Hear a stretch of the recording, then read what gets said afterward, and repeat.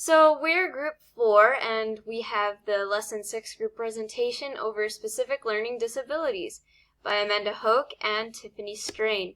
So what is a specific learning disability, or an SLD? The textbook calls them learning disabilities, and that's on page 23 in your textbook in the chart. And then they're often described as a disability in which a student has difficulty processing information typically found in language-based activities.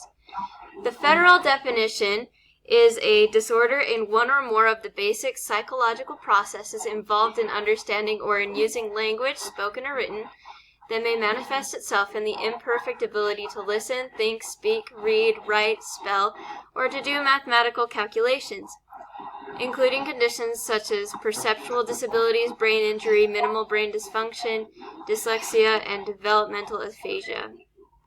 It does not include learning problems that are primarily the result of visual, hearing, or motor disabilities, of mental retardation, of emotional disturbance, or of environmental, cultural, or economic disadvantage.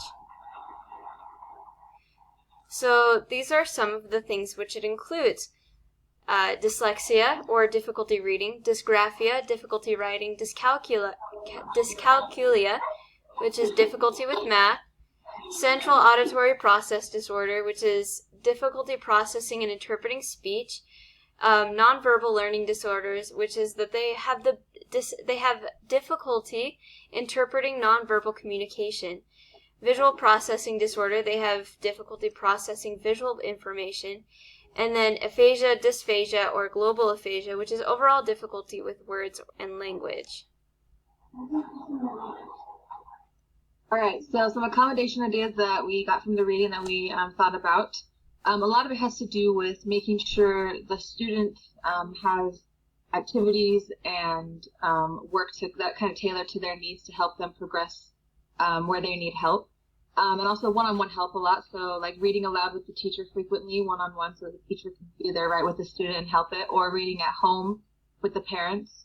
Having access to electronic readers that can, I know again, be kind of a one-on-one thing where the student can be with the electronic reader, and the electronic reader can help the student out.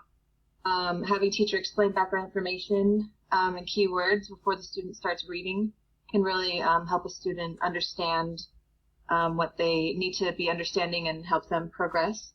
And again, simple writing exercises daily, something that is more to the need of the student. That, it might be different from what the rest of the class is doing, but just to make sure the student is on their own track. And then one-on-one practice with math problems so that the student can make sure that they have help. Students with learning disabilities generally have average or above average intelligence, but they can often encounter significant problems in learning how to read, write, and compute. So it's just showing that, the student isn't just completely insufficient in anything. They just sometimes have problems in different areas. And another thing we thought of was making sure the environment that for the student is a safe environment where they're not afraid to ask questions, or they're not afraid to make mistakes, where they're able to learn and progress. And then the last slide, we have a picture, and it just says LD, or learning disability, is not what I have. Is what I have. It's not who I am.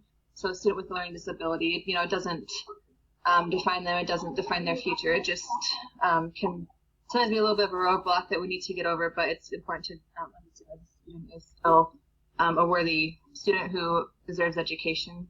And that is our presentation.